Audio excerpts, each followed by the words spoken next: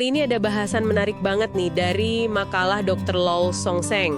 Kita mau lihat gimana Singapura membangun pendidikan vokasional teknik atau VTE mereka sejalan sama perkembangan ekonominya. Betul. Dan VTE ini kan seringkali jadi isu ya di banyak negara. Iya, masalah klasik lah ya. Makalah ini langsung nunjuk masalahnya. VTE sering dianggap ya pilihan kedua gitu setelah universitas. Padahal ini krusial banget buat SDM negara loh. Anda mungkin juga merasakan dilema citra ini di sekitar Anda. Oke. Jadi misi kita di Deep Dive ini jelas ya. Kita mau gali nih strategi kunci Singapura. Itu apa aja sih buat nyocokin VTE sama fase ekonominya. Dan yang paling bikin penasaran gimana mereka menyulap Institute of Technical Education, ITE itu jadi institusi yang wah disegani. Siap. Mari kita bedah bareng-bareng. Yuk. Nah, sumber aneh ini kan melacak 3 fase ekonomi Singapura ya. Dari sejak merdeka 1965, ada padat karya, terus padat modal, sampai yang basisnya inovasi dan pengetahuan. Kita mulai dari awal dulu deh, yang era padat karya 60-an, 70-an gitu. VT-nya gimana tuh? Oke, jadi di era awal itu fokusnya pragmatis banget. Yang penting bikin lapangan kerja sebanyak-banyaknya. Kan lagi ngebut industrialisasi ya. Jadi keterampilan dasar vokasional itu yang diutamakan. Masuk akal sih, kebutuhan mendesak waktu itu kan. Makanya, tahun 73 itu mereka bentuk Industrial Training Board, ITB. Tujuannya ya untuk memformalkan pelatihan vokasional di luar sistem sekolah formal. Yang menarik nih, dari awal mereka udah pinter, langsung gandeng perusahaan multinasional. Oh ya? Contohnya? Kayak Tata dari India, terus Philips, Rollei, bikin pusat pelatihan bareng, jadi transfer keahlian industrinya bisa lebih cepat gitu. Wah, cerdas ya, langsung link and match dari awal. Oke, terus ekonomi Singapura kan nggak stuck di situ ya, bergerak ke padat modal di tahun 80-an, 90-an. Butuh skill lebih tinggi dong pastinya. Gimana VITB nyesuainya? Nah, adaptasi lagi kuncinya. ITB tadi itu dilebur sama lembaga pendidikan dewasa. Jadi namanya Vocational and Industrial Training Board, VITB, tahun 79. Fokusnya naik kelas. Naik kelas gimana tuh maksudnya? Kualitasnya ditingkatin, target sertifikasinya juga lebih tinggi, kayak NTC2, National Technical Certificate Level 2. Mereka juga sadar, angkatan kerja yang udah ada ini kan perlu di-upgrade juga skillnya. Betul-betul, nggak bisa cuma ngandalin lulusan baru. Makanya diluncurin program-program pendidikan berkelanjutan, atau CET. Mungkin Anda pernah dengar BEST, WISE, MOST. Itu buat ningkatin skill dasar baca tulis, hitung, sama skill teknis bekerja yang udah ada. Oke, jadi ada upaya sistematis buat naikin level skill secara keseluruhan ya. Tapi, apa ini udah cukup buat ngubah pandangan orang soal VTE waktu itu? Apa masih aja dianggap, ya, jalur sampingan? Pertanyaan bagus. Sebenarnya perubahan yang paling fundamental gitu, baru kejadian tahun 1992. Itu pas lahirnya Institute of Technical Education, ITE. ITE, jadi ini dia titik baliknya. Bisa dibilang gitu. Ini bukan sekedar ganti nama dari VITB loh ya.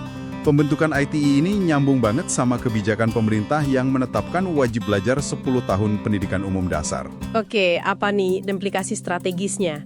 Kok penting banget VTE jadi jalur setelah pendidikan menengah? Gede banget implikasinya. Artinya VTE itu bukan lagi tempat, buangan anak-anak yang nggak lanjut setelah SD atau SMP. Posisinya jadi jelas. Jalur pilihan setelah 10 tahun pendidikan umum. Setara dong berarti sama jalur ke junior college, pra-universitas atau politeknik? Betul, setara tapi fokusnya beda. IVT ini secara spesifik melayani kira-kira 25% kohort siswa. Mereka ini yang emang minat dan bakatnya lebih ke arah teknik terapan, hands-on gitu. Nah, karena posisinya udah jelas gini, VTE jadi punya beban buat bener-bener nunjukin kualitas dan relevansinya. Nggak bisa main-main lagi. Wow, oke. Cara reposisi yang cerdas banget. Nah, sekarang kita masuk ke bagian paling seru nih, transformasi VTE itu sendiri. Gimana caranya mereka bisa bangun citra dan sistem kelas dunia? Makalah Anda kan nyinggung soal ini. Iya, ada beberapa langkah kunci. Salah satunya model One IT, Three Colleges. Ini bukan cuma soal ganti struktur administrasi ya. Terus apa dong? Ini soal membangun kampus-kampus regional yang lebih besar. Fasilitasnya modern banget dan punya spesialisasi yang jelas. Jadi, tiap kampus itu punya fokus industrinya sendiri. Ini juga bantu ningkatin citra fisiknya. Oke, infrastruktur dibenahi total. Terus selain fisik, yang juga unik dan sering disebut itu filosofi pendidikannya. Hands-on, minds-on, hearts-on. Wah, kedengarannya bagus tuh. Hands-on, minds-on, hearts-on. Bisa dijelasin dikit? Jadi nggak cuma bisa kerja pakai tangan hands-on aja? Tepat sekali. Jadi hands-on itu ya keterampilan teknisnya, prakteknya. Ini porsinya gede loh, sekitar 70% kurikulum. Tapi nggak cukup itu. Harus ada minds-on juga, artinya ngajarin cara berpikir kritis, problem solving. Biar nggak jadi tukang doang ya. Betul. Terus yang terakhir, hearts-on. Ini soal membangun karakter, etos kerja yang bagus, nilai-nilai positif, kayak integritas, kerja tim, semangat belajar seumur hidup. Mereka sadar banget, industri itu butuh teknisi yang nggak cuma pinter dan terampil, tapi juga punya sikap profesional dan bisa diandalkan. Lengkap banget ya pendekatannya. Jadi lulusannya itu paket komplit gitu ya. Keterampilan dapat, otak diasah, karakternya juga dibentuk. Iya, bahkan ada modul khusus life skills kayak komunikasi, literasi digital, kewirausahaan dasar. Jadi benar-benar disiapin buat dunia kerja dan kehidupan. Keren. Tapi balik lagi ke masalah awal tadi soal citra. Udah sebagus apapun dalamnya, kalau persepsi publik masih negatif kan susah juga. Apa yang ITE lakuin buat ngatasin ini? Nah, ini juga mereka garap serius banget, nggak setengah-setengah. Makalahnya nyebutin soal kampanye komunikasi, pemasaran, dan rebranding yang masif dan terstruktur. Oh, digarap juga ya sisi marketingnya. Sasarannya siapa aja? Semua. Siswa SMP, orang tua mereka, ini penting banget kan? Orang tua sering jadi pengambil keputusan, terus guru-guru SMP, industri sebagai calon pengguna lulusan, dan masyarakat umum. Mereka pakai berbagai cara, dari open house, roadshow ke sekolah, media massa, sampai bikin slogan-slogan yang ngena. Contohnya apa tuh slogannya?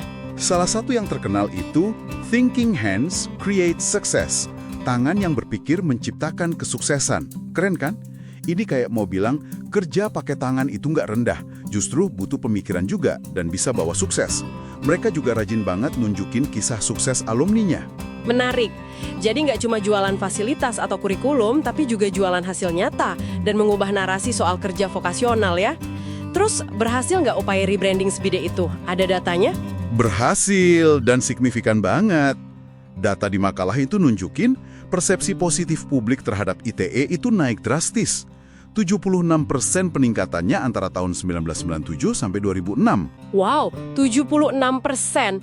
Itu angka yang luar biasa loh untuk perubahan persepsi. Iya, ini bukti nyata kalau citra VTE itu bisa diubah. Nggak gampang, butuh waktu, tapi bisa. Kuncinya ya tadi, komitmen politik yang kuat banget dari pemerintah, investasi yang nggak putus, hubungan erat sama industri, perubahan internal VTE yang beneran kerasa kualitasnya, plus strategi komunikasi dan rebranding yang tepat sasaran.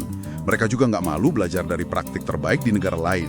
Oke, jadi kalau dirangkum nih buat Anda yang dengerin, pengalaman Singapura ini kayak ngasih lihat peta jalan gitu ya, bahwa VTE itu bisa kok dirancang secara strategis, ngikutin kebutuhan ekonomi yang berubah-ubah.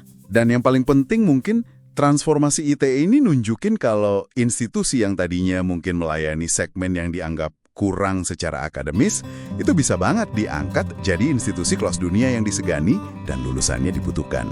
Betul. Ini pelajaran berharga banget. Tentu saja, ini juga jadi bahan pemikiran ya buat Anda. Seberapa jauh sih kesuksesan Singapura ini karena konteksnya yang unik? Negara kota kecil, pemerintahan kuat, mungkin lebih gampang ngaturnya.